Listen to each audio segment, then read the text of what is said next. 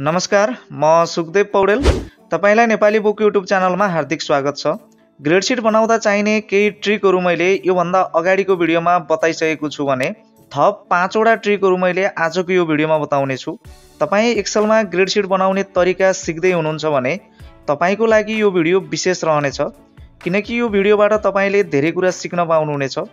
त्यसकारण यो भिडियोलाई अन्तिमसम्म हेर्नुहोला, भिडियोलाई लाइक गर्नुहोला र यदि तपाईँ यस च्यानलमा नयाँ हुनुहुन्छ भने कृपया च्यानल सब्स्क्राइब गरेर नोटिफिकेसन अन गर्न पनि नभुल्नुहोला भन्ने आग्रहसहित आउनुहोस् भिडियो सुरु गरौँ।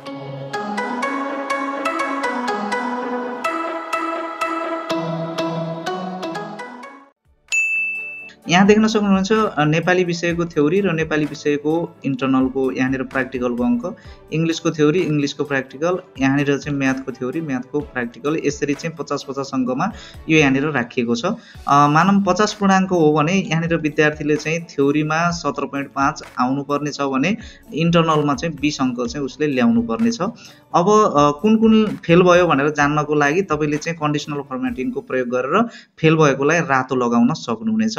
अब यहाँनिर म जुनमा कन्डिसनल फर्मेटिङ लगाउनु पर्ने छ त्यसलाई यसरी सिलेक्ट गर्नु होला, कन्ट्रोल दबाउनु होला।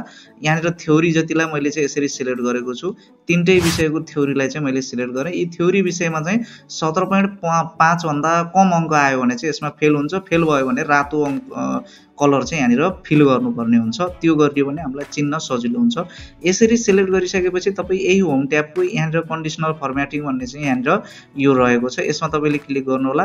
हाइलाइट सेल्स रुल्स भन्ने चाहिँ यहाँनिर एउटा अप्सन रहेको छ, यसमा तपाईँ गएर यहाँनिर लेस देनमा तपाईँले क्लिक गर्नु होला र यहाँनिर तपाईँले 17.5 हानिदिनु होला, किनकि 17.5 भन्दा यदि कम आयो भने यहाँनिर रेड फिल गर्नुपर्ने हुन्छ। अब चाहिँ तपाईँले फेरि यो रातो अहिले चाहिँ के भइरहेको छ, light red fill with dark red text, यो चाहिँ अहिले भइरहेको छ। यसमा तपाईँले क्लिक गरेर रेड टेक्स्ट मात्रै गराउन सक्नुहुन्छ, रातो कलर मात्रै गराउन पनि सक्नुहुनेछ, नत्र चाहिँ रातोको ठाउँमा अरू कुनै रेड बोर्डर अथवा कुनै राख्न पनि सक्नुहुनेछ। म चाहिँ यहाँनिर लाइट रेड यो जुन रहेको छ पहिलो यसैमा मैले क्लिक गरेको छु र ओके गरेको छु, मतलब यहाँनिर विद्यार्थीहरू सबै फेल भइरहेका छन्।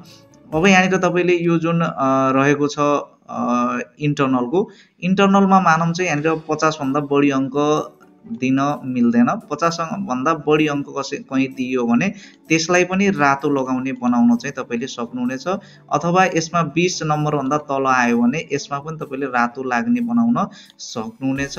अथवा यो प्र्याक्टिकलमा अथवा थ्योरीमा एकदमै धेरै अङ्क ल्याउने विद्यार्थीलाई हाइलाइट गराउनु पनि तपाईँले सक्नुहुनेछ। अब तपाईँले यसमा पनि 17.5 भन्दा 20 भन्दा तल अङ्क आउनेलाई चाहिँ फेल गराउनु पर्यो भने तपाईँले चाहिँ यसैलाई क्लिक गर्नु, कन्डिसनल फर्मेटिङमा जानु। अब चाहिँ तपाईँलाई ग्रेटर देन यदि 50 भन्दा बढी अङ्क हानेमा रातो लगाउनु छ भने ग्रेटर देनमा जानु। अब लेस देन यदि फेल भएकोलाई तपाईँले दिने हो भने चाहिँ यहाँनिर लेस देनमा तपाईँ जान सक्नुहुनेछ। यहाँनिर चाहिँ अहिले म ग्रेटर देनमा जान्छु, ग्रेटर देनमा गएर चाहिँ यहाँनिर 50 भनेर लेख्छु। यदि 50 भन्दा बढी चाहिँ अङ्क यहाँनिर हान्यो भने यहाँनिर चाहिँ म गराइदिन्छु येल्लो फिल, म चाहिँ यहाँनिर येल्लो फिल गराउन चाहन्छु। त्यो भएर 50 भन्दा माथि अङ्क यहाँनिर हान्यो भने चाहिँ येल्लो फिल हुन्छ, म ओके गर्छु। अब यहाँनिर म एउटामा 50 हानेर हेर्छु, यहाँनिर म 50 हान्छु, 50 51 हान्छु। म यहाँनिर 51 हान्दा बित्तिकै देख्न सक्नुहुन्छ येल्लो फिल गरेको छ। अब म अर्को एउटा गजबको ट्रिक बताउन गइरहेको छु। यो ट्रिक पनि तपाईँलाई विभिन्न अवस्थामा एकदमै काम लाग्ने गर्दछ। यहाँ देख्न सक्नुहुन्छ विद्यार्थीहरू फेल भइरहेका छन्, किनकि यहाँनिर रातो लगाइरहेको छ। कन्डिसनल फर्मेटिङ चेक गरेर हेर्दाखेरि सबै विद्यार्थीहरू यहाँनिर यसरी थ्योरीमा फेल भइरहेका छन्। अब मानौँ तपाईँलाई चाहिँ यी विद्यार्थीहरूलाई सबैलाई चाहिँ 15-15 अङ्क चाहिँ थपिदिनु पर्यो यिनीहरूलाई पास गराउनको लागि भने तपाईँले एक एक गरेर थप्न थाल्नुभयो भने एकदमै धेरै समय लाग्ने गर्दछ। सबैलाई मानौँ तपाईँलाई चाहिँ 5-5 नम्बर यिनीहरूले पाएको अङ्कमा 5-5 नम्बर सबैलाई थप्नु भन्ने लाग्यो भने तपाईँले थप्न सक्नुहुनेछ। यदि चाहिँ 10-10 अङ्क थप्न मन लाग्यो भने त्यो पनि सक्नुहुनेछ। यदि तपाईँलाई कति अङ्क मन लाग्छ त्यति अङ्क चाहिँ तपाईँले यहाँनिर यी विद्यार्थीहरूलाई थपिदिन सक्नुहुनेछ। तपाईँले जति नम्बर थपिदिन चाहनुहुन्छ त्यति नम्बर चाहिँ यतापट्टि लेख्नु होला। मैले चाहिँ यहाँनिर 15-15 अङ्क यी सबै विद्यार्थीहरूलाई चाहिँ यिनीहरूले पाएको अङ्कमा 15 नम्बर चाहिँ जोड दिन चाहन्छु, बढी दिन चाहन्छु। त्यसको लागि चाहिँ यहाँनिर मैले 15 लेखेको छु। 15 लेखिसकेपछि तपाईँले कन्ट्रोल प्लस सी गर्नुहोस्, यो कपी भएको छ। अब तपाईले यी सेलहरु जुन जुन विद्यार्थीहरुलाई चाहिँ तपाईले थपिदिनु पर्ने छ तीनलाई यहाँनिर कन्ट्रोल दबाउँदै यी सबैलाई चाहिँ यसरी सिलेक्ट गर्नु होला। यसरी सिलेक्ट गरिसकेपछि यो 15 अंक जुन छ यो 15 अंक चाहिँ इनमा एड हुनु पर्ने छ। जस्तो यहाँनिर 1 छ, यहाँनिर 16 हुनु पर्यो, 2 छ, यहाँनिर 17 हुनु पर्यो। यस्तै तरिकाले यहाँनिर 15 5 छ 20 हुन पर्यो।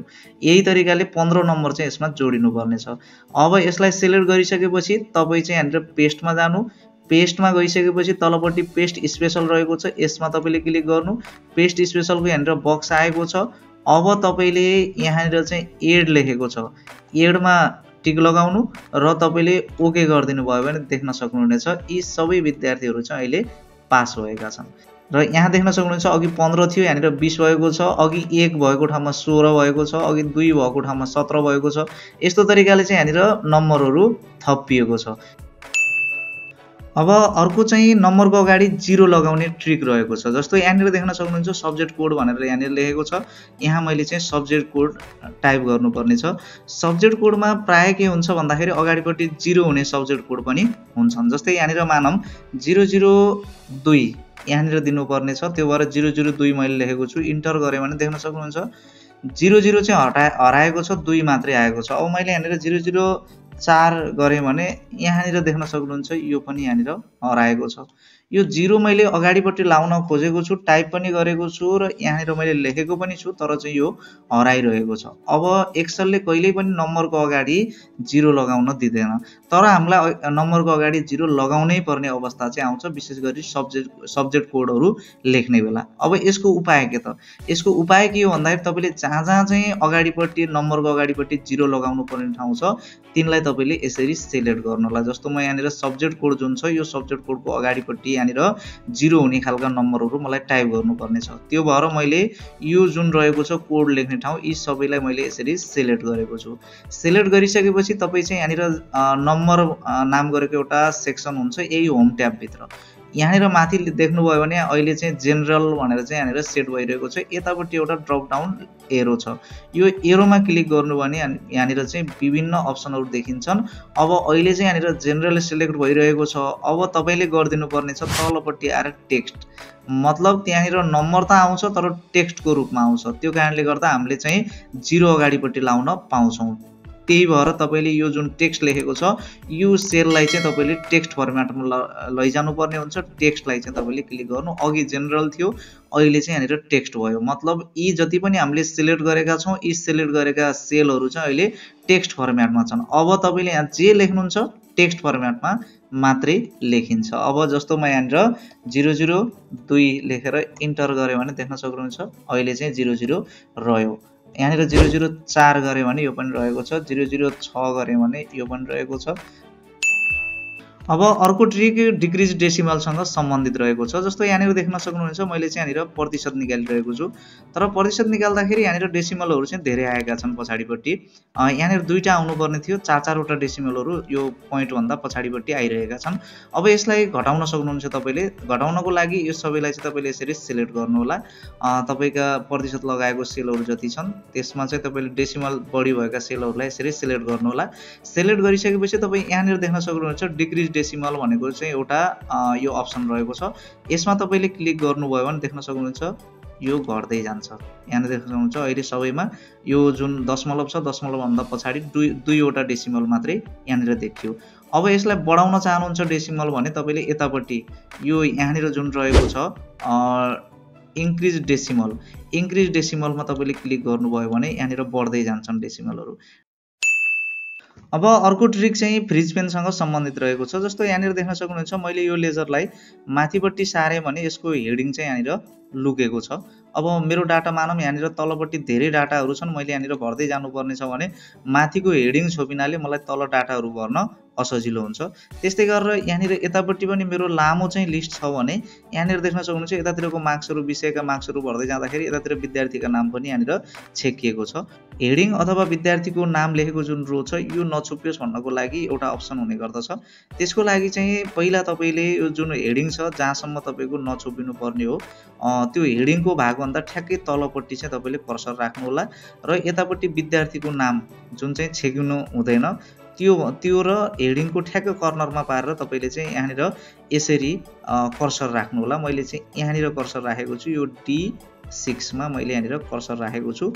यसपछि तपाईँ चाहिँ यहाँनिर भ्यू लेखेको ट्याबमा जानुहोला र यतापट्टि देख्न सक्नुहुन्छ फ्रिज पेन्स लेखेको चाहिँ एउटा अप्सन रहेको छ, यसमा तपाईँले क्लिक गर्नुहोला र यहाँनिर सुरुको अप्सन रहेको छ फ्रिज पेन्स, यसमा चाहिँ तपाईँले क्लिक गरिदिनु भयो भने देख्न सक्नुहुन्छ यहाँनिर एउटा एरो आएको छ र अब चाहिँ देख्न सक्नुहुन्छ यो एरोभन्दा उतापट्टिको भाग फ्रिज भएको छ, यहाँदेखि माथिको पनि यहाँनिर फ्रिज भइसकेको छ, यहाँनिर एरो देखाइरहेको छ दुवैपट्टि। अब मैले जति माथि सारे तल गएँ भने पनि माथिको हेडिङ छोपिँदैन र म यतातिर दायाँपट्टि जति गएँ भने पनि देख्न सक्नुहुन्छ त्यो विद्यार्थीको नाम चाहिँ यतातिर छोपिएको छैन। र आजको यो भिडियो तपाईँलाई कस्तो लाग्यो कृपया सुझाव सल्लाह र प्रतिक्रिया दिन नभुल्नुहोला, तल कमेन्ट गर्न नभुल्नुहोला। यस्तै नयाँ भिडियोको लागि यो च्यानललाई सब्स्क्राइब गर्न नभुल्नुहोला, भिडियोलाई लाइक गर्नुहोला भन्दै फेरि अर्को भिडियोमा भेट्नु नै छ। त्यतिन्जेलसम्मको लागि म बिदा चाहन्छु। हस्त नमस्कार।